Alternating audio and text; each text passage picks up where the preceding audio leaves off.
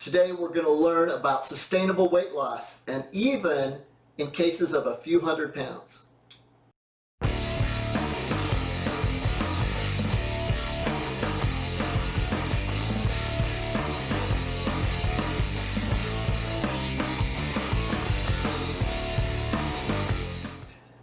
Hi everyone, welcome to the podcast today. We're so excited. We have a special guest with us. Welcome, Michael. Thanks for coming. Well, thank you for having me here, Doug. And today we're going to do things a little bit different. We've been talking about every patient every day, about what you should do in your clinic, that every patient should do, that will help brand your clinic, that will help you become a legendary health professional. And one of the things that's really easy to brand when it comes to weight loss. But one of the problems with weight loss in branding is that many times you'll get this reputation, and then all of a sudden things change. In other words, that diet you used or that program like HCG or something like that, goes away, or they come out with science that says really that might not be what we should be doing, and so on. So it hurts your brand. It hurts that legendary status that you've been working to build. So when it comes to weight loss, some people shy away from it. But the truth of the matter is we know that 70 to 75% of the population are obese if we look at it from a body fat standpoint, and over 90% need to lose some weight. So it is an area that is easy to think, well, gosh, I really do want to have weight loss be a factor, that every patient every day can do some things to improve their health, reduce body fat, and that. But it's true, as long as it is in a sustainable way, where it's done in a way that every patient is given a program that 10 years from now, 20 years from now, 30 years from now, they could be doing the same thing. You're going to be teaching the same principles. So it's very important to have those core principles. And today, we brought Michael in because we're going to talk about some of those core principles that you could do if you're going to brand your clinic or even work with weight loss or fat reduction at all, and how you should do it so that it doesn't hurt you in the long term if things change with research or the newest fad comes out and it looks like it might affect your business. So let's just jump right into it. Michael, you work here at Optimal Health Systems. It's an honor to have you here with us. And when you came on board, you had a phenomenal story, and then things have kind of, we'll go to that next level in a minute, but why don't you tell us real quick about your story up to the point where you started here at Optimal Health Systems. Well, I'm from Phoenix, Arizona. Recently I moved out here into the Safford-Pima area, and growing up I had never really been so enthused with, health or being focused on losing weight or anything like that. I was more focused on getting home from school, watch TV, and eating whatever I wanted to. And once I reached a certain max weight, I don't know what everyone's max weight is. My weight was 440 pounds in 2013. And in 2013, I decided to make a change. I cut off a lot of people that really weren't helping me too much. I went and just found a plan, stuck to it, and basically it falls into the line of not eat less and move more. It's eat different things and move a little bit more. It started out really interesting because the first 2 months that I did make the decision to drop my weight, I lost 65 pounds my first 2.5 months.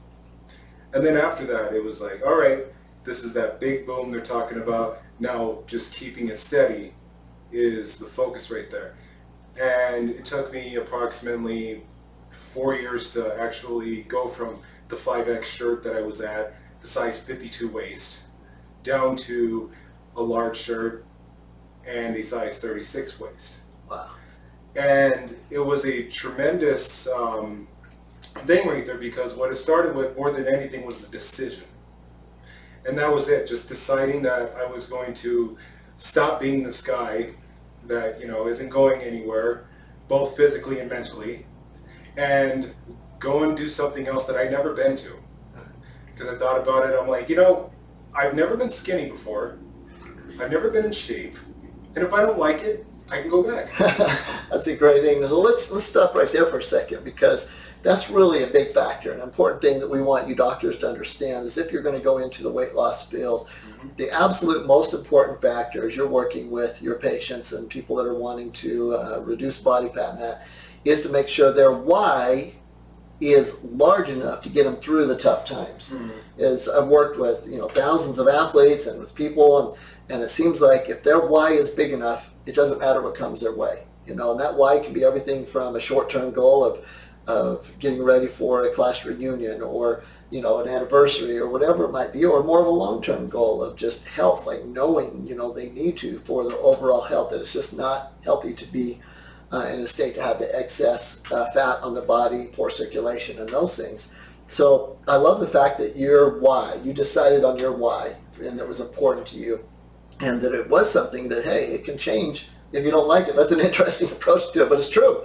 It's easy to go back. And so you got your why, you cleaned up your eating, started exercising a little bit more, and then the weight came off.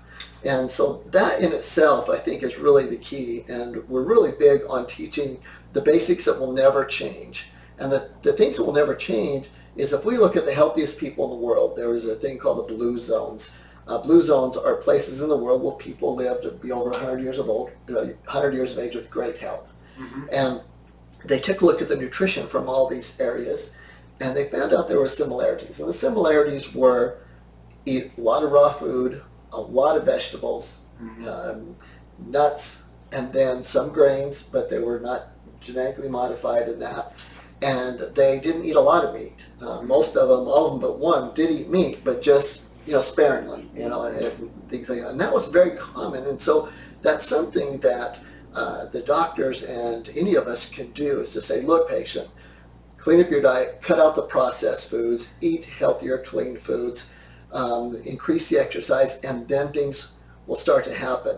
But there's a lot of people out there, Mike, that don't need to lose 200 pounds. They weren't in your position like that. They need to lose that last 10 or 20 pounds. And I've heard many times, well, I did clean up my diet. I cut out some processed foods and that, and I didn't really start losing. But in that situation, we found an answer. Tell us a little bit about what that was. The 21 day in that. Well, the answer behind, if you want to drop 15 pounds or you want to drop 10 pounds, we look at it and we go, well, all I have to do is move around more and maybe cut a little bit of stuff out. Sometimes the problem is we don't have anything supplementing that want. We want to lose 10 pounds and want to lose 15 pounds, but the one thing is, I figured maybe it's my gut health, because I went that route as well. I've taken supplements since I started my weight loss journey and everything, and I continue to do so. And losing 10 or 15 pounds, if you ask somebody who's lost 200 pounds, oh, that's easy. But for some people, that's really difficult. It's all about perspective right there. But at the same time, finding something that's uniform, that's actually going to help you accomplish that, that's where it is to go. You got to go, how do I put it? When great people are doing great things, you don't follow and do everything they do, you just go in the direction they're going. So why not choose a direction to go?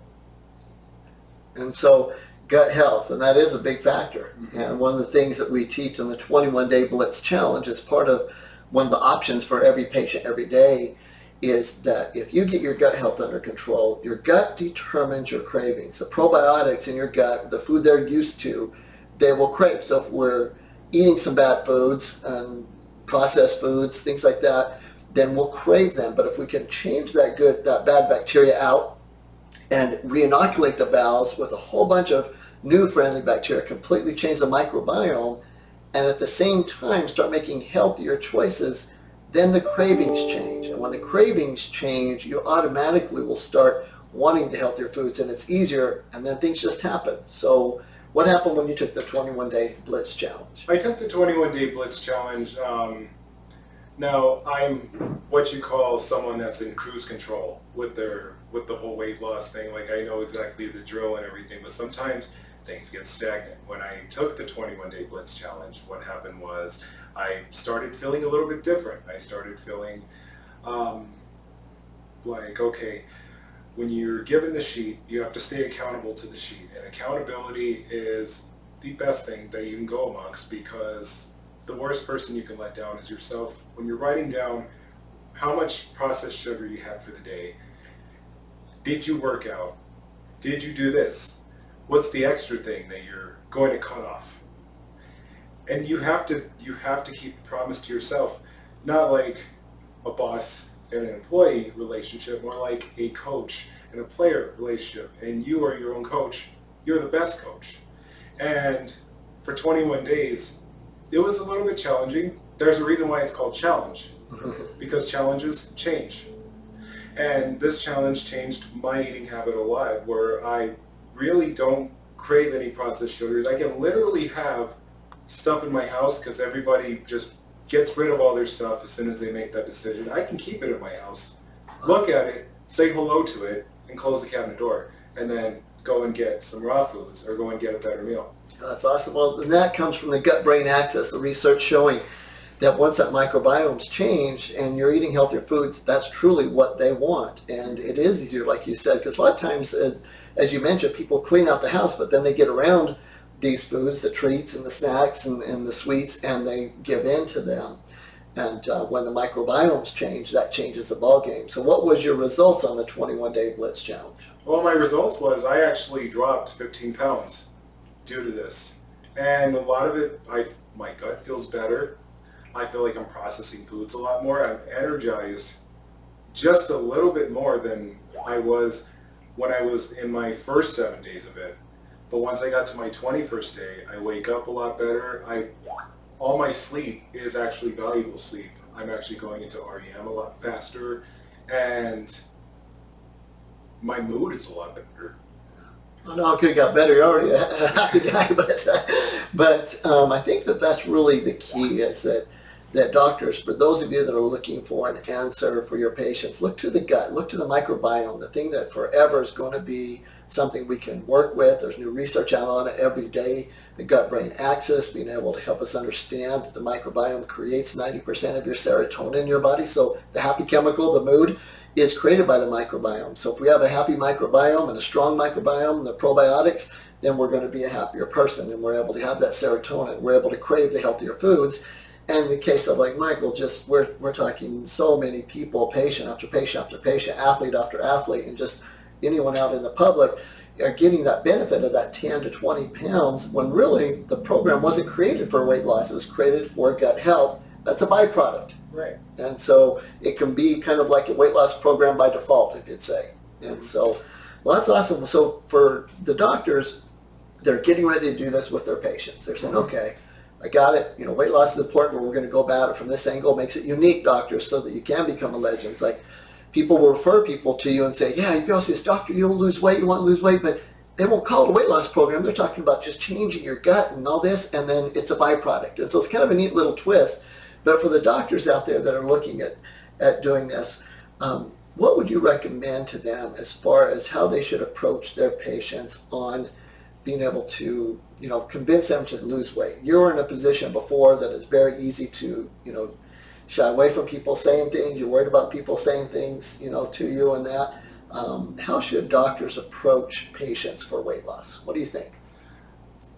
Well, I always believe it's the mindset.